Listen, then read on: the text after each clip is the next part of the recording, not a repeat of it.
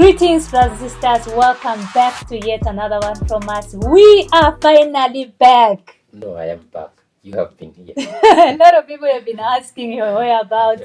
He is here. Finally, no more questions. I went to say hi to. Ajamaifa. No, come on. Osman Sonko. So, brothers and sisters, you will be shocked who else is back. Osman Sonko, the man. He is I brought back. him back. Yeah, finally. At least we are seeing something from him. Well, it's not the kind of comeback that we're hoping for, but he's eventually back and saying something. So, Osman Sonko, in a recent Twitter post, it's X right now, he just commented about France and how they keep writing about our history and our events and how things really happened. And he's dismissing some of these things that France gives out as facts on what happened to us as Africans. So What they did to us. Yes, what they did to us. So there's they're going to be commemorating or celebrating the celebration really commemorating 80 years. 80 years since the Thiaroye massacre happened in Dakar, Senegal. So Osman Sonko, in a statement, imposed the version of events that France gave out about this Thiaroye 44 massacre. So some of us might not have information about Thiaroye, and to just get us all in the same, line and understanding of things, this is what happened during the Thiaroye 44. Thiaroye is a small area in Senegal, in the suburbs of in the outskirts of Dakar. So it's a small, say, town or suburb. Yes. All right. So on December 1, 1944, colonial troops and French gendarmerie were ordered by French army officers to shoot at several dozens African troops at the military camp of Thiaroye near the Senegalese capital Dakar. The riflemen known as Tirailleur Senegalais had been repatriated after being held in German prisoner of war camps and were awaiting demobilization. They were shot dead after they mutinied, demanding that bonuses owing to them be paid and equal treatment with French soldiers. Now, 6 of those soldiers, 4 from Senegal, 1 from Cote d'Ivoire, and 1 from what is now called Burkina have posthumously been honored for having died for France. So, guys, this is what used to happen. Africa was colonized since the 1800s. You see, like Kenya was colonized in about 1890s. Those countries had been colonized way long before. Even Congo was colonized in the 15th when they used to take away our brothers and sisters as slaves. So when British colonized, for example, East Africa, Southern Africa, and France colonized Western Africa, then came a point when we had the Second World War, which was actually led by Adolf Hitler of Germany. And Hitler wanted to own the whole of Europe, to control it. And with this, these guys had to fight. They had to fight against the Germans.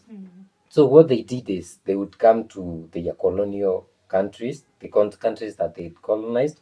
They would take men to go fight this war for them. And you could not say no because this is your government calling you to go and fight. For example, there was something like the Burma War where Kenyan men fought in Burma, which is now Vietnam.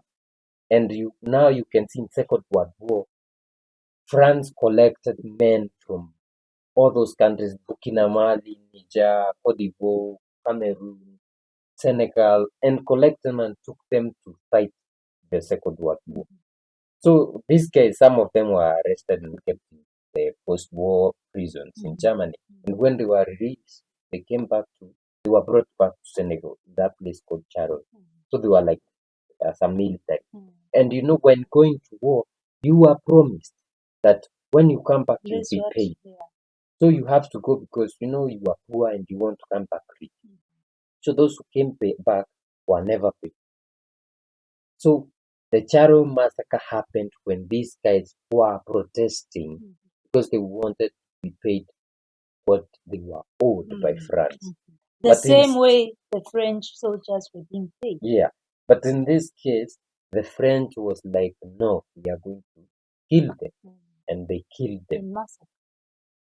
They say more than 70, but I'm sure they always lie. The number could be more, 3, 4, 5 times. So yeah, that's crazy. Now, right now, you're seeing them recognizing only 6. 6, just 6. What about the families of the rest? Well, we'll hear what Sonko has to say about it. So, Osman Sonko, the Prime Minister of Senegal, strongly criticizes France's decision to grant a simple mention, died for France, to the African soldiers massacred in Thiaroye in 1944. According to him, this recognition is late and does not reflect the gravity of the fact. Which is true. They were killed by France, not Yeah. that they died for They France. didn't die for France. Hi. They were killed.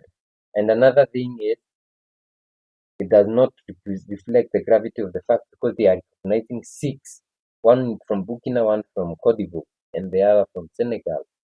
And the Prime Minister recalls that Senegal is preparing to commemorate the 80th anniversary of this tragedy and that it is in time for France to review its position.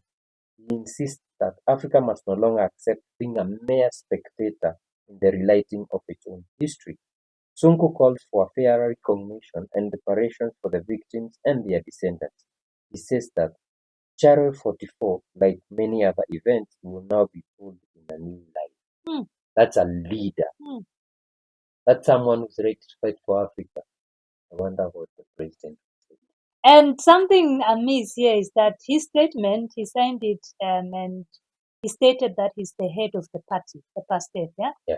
Not the head of government, not prime minister, not anything. So, there's something amiss there. I'm seeing something not, something is wrong. And we have always been saying with my brothers and sisters here on the comments, everybody's been saying there is something not going right in Tell Senegal. that Senegalese.